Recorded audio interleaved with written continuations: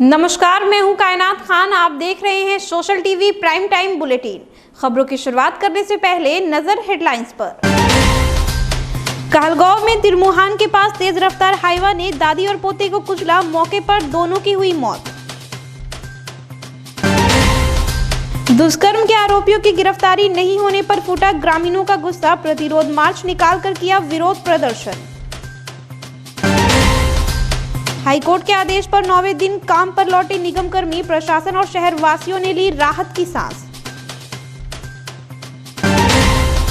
और सुल्तानगंज में पंचायत चुनाव को लेकर सक्रिय हुआ प्रशासन, डीएसपी बोले नहीं बख्शे जाएंगे उपद्रवी।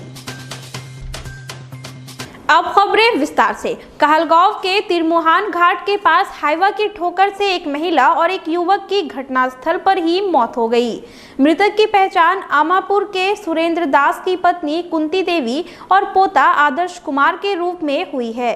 घटना के बाद मुआवजे की मांग को लेकर आक्रोशित ग्रामीणों ने कई घंटे सड़क को जाम कर दिया। घटनास्थल पर पहुंची पुलिस और प्रशासनिक अधिकारियों ने लोगों को समझा बुझाकर जाम हटवाया। दोनों ट्रेन पकड़ने के लिए एकचारी रेलवे स्टेशन जा रहे थे कि रास्ते में हाईवा ने दोनों को कुचल दिया। घटना के बाद ड्राइवर और खलासी मौके से फरार हो गया है। 12 सितंबर को परबत्ती में हुए दुष्कर्म के आरोपी की गिरफ्तारी नहीं होने पर मोहल्ले के लोगों ने प्रतिरोध मार्च निकालकर आरोपियों की अविलंब गिरफ्तारी की मांग की है। समाज सेविका रेणु सिंह ने कहा कि अगर 2 दिनों में अपराधी गिरफ्तार नहीं किए गए तो आंदोलन और तेज किया जाएगा। वहीं पीड़िता के पति का कहना है कि अपराधी को फांसी की सजा दी जाए ताकि समाज में ऐसी घटना फिर से ना हो। सैकड़ों की संख्या में महिला पुरुष रोड पर तख्ती लिए प्रशासन के खिलाफ नारे लगा रहे थे। बता दें कि 12 सितंबर को बदमाश कन्हैया यादव और उसके साथी ने एक महिला के पति को बंधक बनाकर उसके साथ दुष्कर्म किया था। जो हमारे समाज की एक महिला है उसके साथ दुष्कर्म हुआ है, उसी के लिए हम लोग सभी महिला हमारे जितनी भी हमारे समाज में है उसी के लिए हम लोग मास्क निकाले। क्या चाहते हैं? हम लोग यही चाहते हैं जो बलात्कारी है उन्हें फांसी की सजा दे, उन्हें कड़ी सजा दे कि दूसरे व्यक्ति उसको देख करके वो आए दिन वो कोई काम ना करे। न्याय नहीं मिलेगा तो हम जाएंगे और 9 दिन से चली आ रही नगर निगम के कर्मियों की हड़ताल आज खत्म हो गई है। बुधवार को निगम कर्मियों की औपचारिक घोषणा के बाद लोगों ने राहत की सांस ली। सरकार की पहल पर पटना हाई कोर्ट ने मामले में संज्ञान लेकर सुनवाई की, जिसका हड़ताली कर्मियों ने सम्मान करते हुए कुछ शर्तों के साथ काम पर लौटने का निर्णय लिया है। बता दें कि बिहार के सभी शहरों में नगर निकाय के सफाई कर्मियों की हड़ताल के कारण शहर की सड़कों पर गलियों में कचरे का अंबार लग गया है। वहीं वार्ड नंबर 21 के पार्षद संजय सिन्हा ने निगम कर्मियों के इस फैसले का स्वागत करते हुए कहा कि लोकतंत्र में किसी भी समस्या का समाधान बातचीत से ही हो सकता है। मुझे विश्वास है कि सरकार इनकी मांगों पर सहानुभूति पूर्वक निर्णय लेते हुए उचित निर्णय करेगा। सफाई कर्मियों के काम पर वापस लौटने के फैसले का मैं सम्मान करता हूँ। आज जो हड़ताल टूटी है यह राज्यव्यापी हड़ताल था और हाईकोर्ट ने संज्ञान लेने के बाद आज हड़ताल टूटा है।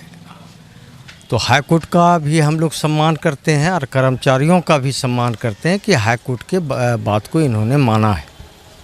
हाईकोर्ट ने संज्ञान लेते हुए कहा है कि कर्मचारी के प्रतिनिधि, ट्रेड यूनियन के नेता और नगर निगम के पदाधिकारी तीनों व्यक्ति को 8 सप्ताह के अंदर कोर्ट में खड़ा होकर ये जवाब देना पड़ेगा कि कर्मचारियों के हित में जितनी भी मांगे हैं वह क्यों नहीं पूरा हुआ। पंचायत चुनाव का बिगुल बजते ही पदाधिकारी चुनाव को लेकर के तैयारियों में जुट गए हैं। बुधवार को सुल्तानगंज प्रखंड के निर्वाची पदाधिकारी मनोज कुमार मुर्मू ने चुनाव कर्मियों के साथ बैठक कर शांतिपूर्ण चुनाव को लेकर रणनीति बनाई। वहीं दूसरी ओर पुलिस प्रशासन की ओर से भी सुल्तानगंज थाना परिसर में बैठक आयोजित कर महत्वपूर्ण मुद्दों पर चर्चा की गई। विधि व्यवस्था डीएसपी डॉक्टर गौरव कुमार ने बताया कि पंचायत चुनाव में किसी प्रकार की कोई गड़बड़ी ना हो, इसको लेकर सभी बॉर्डर इलाकों में विशेष गश्ती सहित गंगा में नाव से गश्ती की जाएगी। सभी थानों को निर्देश दिया गया है कि 107 की कार्रवाई सुनिश्चित करे। सभी दागियों की सूची तैयार कर उन्हें परेड कराने का निर्देश दिया गया है। इसके अलावा शराब माफियाओं पर नकेल कसने के लिए विचार विमर्श किया गया। मौके पर मुंगेर सदर SDPO Nandji Singh, Tarapur SDPO Mukesh Singh, Sultanganj circle inspector Ratanlal Thakur, थाना अध्यक्ष लाल बहादुर सहित कई थाना अध्यक्ष मौजूद थे। पिछले कई महीनों से घोटाले घपले के लिए चर्चा में रहा नगर निगम एक बार फिर अपने कारनामों को लेकर चर्चा में है। पहले दुकान आवंटन को विवादास्पद निर्णय के बाद निगम के खर्चे से मेयर के पति स्टाफ की सैलरी देने का मामला अभी ठंडा नहीं हुआ था कि नगर निगम के स्थापना शाखा के बड़ा बाबू गौतम मलिक के कारनामों को लेकर चर्चा में है। दरअसल इस शख्स ने निगम में दैनिक वेतन भोगी के रूप में कार्यरत 34 कर्मियों से अस्थायीकरण के नाम पर 34 लाख रुपए वसूल लिए। ऐसा आरोप विभाग में कार्यरत कालीचरण और उनके साथियों ने लगाया है। इन कर्मियों का आरोप है कि हाईकोर्ट द्वारा 2016 में 10 वर्षों से कार्यरत दैनिक वेतन भोगी कर्मियों को योग्यता व आरक्षण के आधार पर उनकी अस्थायी नियुक्ति का फैसला सुनाया गया था। इसी बीच गौतम मलिक ने इन कर्मचारियों को झांसे में लेकर 1 लाख रुपए लेकर अस्थायीकरण का भरोसा दिया। अब इन कर्मचारियों का आरोप है कि पैसे लेने के बाद गौतम मलिक टाल मटोल कर रहे हैं, कोर्ट के कानूनी अड़चनों की दलीलें दे रहे हैं। तुम लोग को 1 लाख रुपए लगेगा, प्रभात सिंह को घर पे पहुंचाना है, 34 लड़का का 34 लाख होता है। क्या चीज़ का पैसा पहुंचाना है? परमानेंट करने का। और जब हाई कोर्ट हम आएंगे, जब हम हाई कोर्ट से आए तो फिर पैसा कैसे देंगे? हम लोग 18-19 लाख रुपए खर्चा कर चुके हैं। तुम जिसके पास जाओ, मंत्री नेता लीडर, मेरा कोई कुछ नहीं कर सकेगा। हम जो चाहेंगे वही होगा। हम बोले से काम कर रहे हैं। एक सेकंड, उसमें गौतम मलिक बोला, हम बोले गौतम मलिक को इसमें तो मेयर साहब को भी देना पड़ेगा, डिप्टी मेयर को भी देना। हम किसी को नहीं देंगे, काम करेंगे हम ना, परमानेंट हम न करेंगे। मेयर का मेरा मालिक है, परमानेंट हम न करेंगे जी। वो तो पार्षद का मालिक है, वो मेरा मालिक ना है। मेरा मालिक है न करेंगे। इस पद पर परमानेंट करने के लिए और कहाँ काम कर रहे थे? भागलपुर नगर निगम दैनिक सफाई कर्मचारी। मेरा नाम कालीचरण नरी है। हम 34 लड़का 10% 20% कर्जा उठा करके हम गौतम मलिक को दिया। गौतम मलिक बोला जा प्रभात सिंह के घर पे दिया।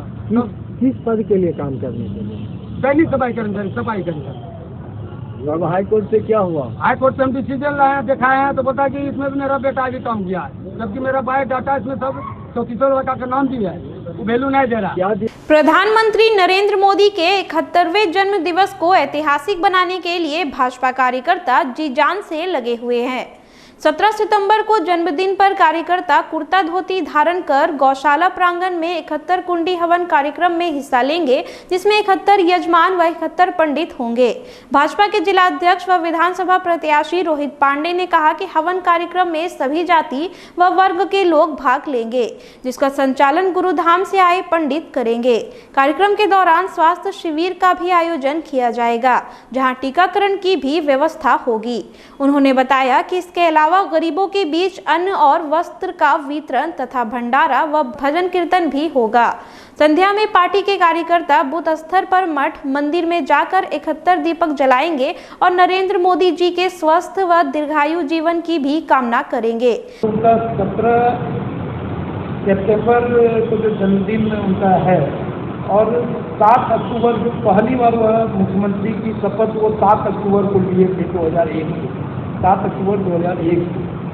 तो इस दोनों के बीच का समय आप देखेंगे 17 से 7 को वो पूरे 20 दिन का समय आता है। तो इसलिए पार्टी ने तय किया है कि इस 20 दिनों में हर एक दिन कुछ ना कुछ सेवा कार्य हम लोग करेंगे। और उसी क्रम में हम लोगों ने तय किया कि भागलपुर में जी गौशाला प्रांगण में यह कार्यक्रम हो।